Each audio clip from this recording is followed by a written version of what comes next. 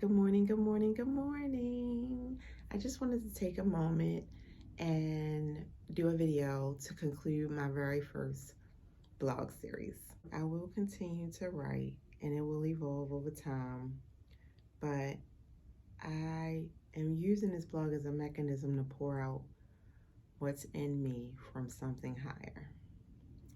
I don't even like to write, so my own sort of community service. A way of providing a different way of thinking based off of the way people move around the world. This is definitely a calling for something more than myself. But to take a moment and just recap some key points from my journey, I just want to remind everybody to evaluate what makes your life worthwhile.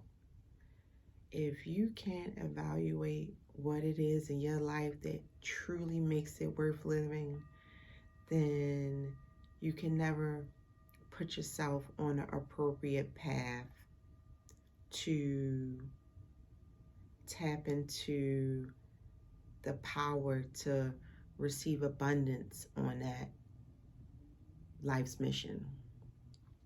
So look beyond what was nurtured into you and use nature as a way to really figure out what's worthwhile to you. It's amazing when you don't have modern conveniences how abundance is heat or air or water, shelter, modern shelter. I was brought up in the word survival.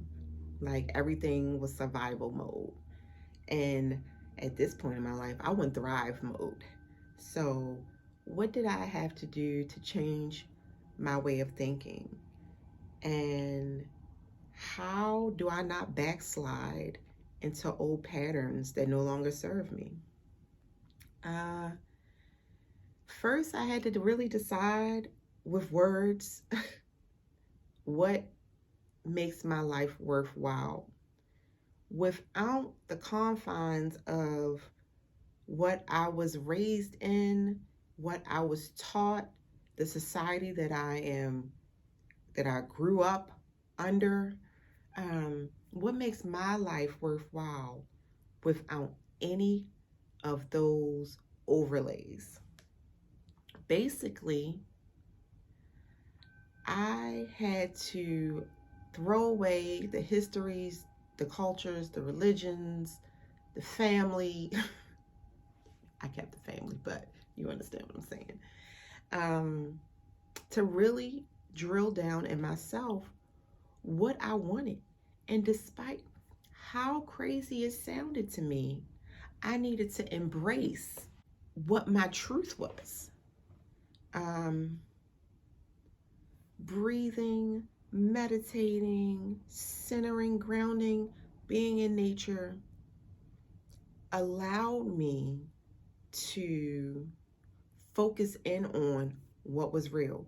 Being out in the world and needing clean water, heat, or to cool myself off, food, not having the water to rinse things off. Am I going to come back with worms? In Kenya, they are dewormed every 6 months. We don't, in the United States, we don't deworm. So just being, things like that being brought to my attention, like, oh, make sure you take a deworming pill before you leave, which I didn't. I just went to the doctor's the other day to get a blood smear to make sure that nothing is, my white blood cells and my counts aren't crazy, so make sure nothing's going on. I haven't seen the results yet, but I just wanted to take a moment to recap some of my greatest points that I will move forward with my life. This video will be attached to my last blog called Home Flow.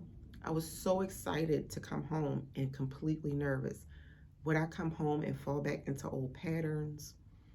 Would I be able to elevate myself above the noise to maintain what I know to be true? Between stimulus and response, there is a space.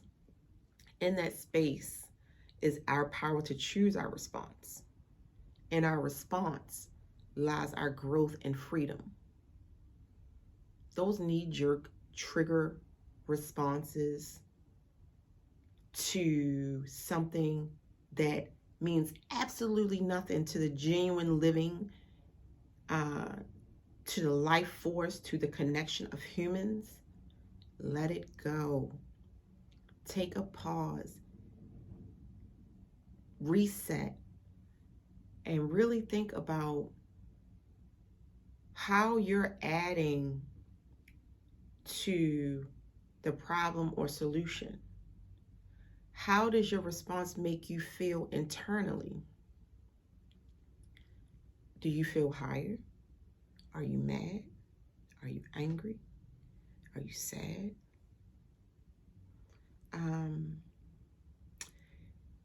Get comfortable being uncomfortable, because if we were in a recession and being rationed food, that's uncomfortable. Again, between stimulus and response, there is space. In that space is our power to choose our response. In our response lies our growth and freedom. Viktor Frankl. I just want y'all to know that energy is real. The universal energy, when you take your shoes off and you stand in the grass and people talk about grounding, you're grounding the energy in you and receiving the universal energy in exchange. That grounding mechanism that clearly has been proven should make you ask more questions. Like, what is this energy? What is that power? How do I get to this magic? And how do I keep it? Those are the questions that every time I tap into something more, it makes me want to see what's next. And if you're so worried about the elections and politics and shipping crisis, you're going to miss it. You're going to miss the mark. Go plan something. Go eat some raw electric foods. Just try to be the best person that you can be. I just want to be free to manifest my future. I want to dare to envision my wildest dreams. And I want to put all my focus into it. Not your husband, not your wife, not your children, not your parents, not these jobs. Let all of that go. Yes, we need money to eat, but money is an illusion. It has no value. It is a piece of paper. Yes, it runs the societies around us, but do not let it run your personal being. Do not let it move your emotions up or down. Be easy. Love. Live. It's so much out there that we don't know, that was taken from us, that was diluted down in us. The food, the water, the environment, the chemicals, the toxicities in our minds, all of that keeps us from tapping into what's real. Let that shit go and have the best life that you can ever have, despite anything and everyone. Just be your best self.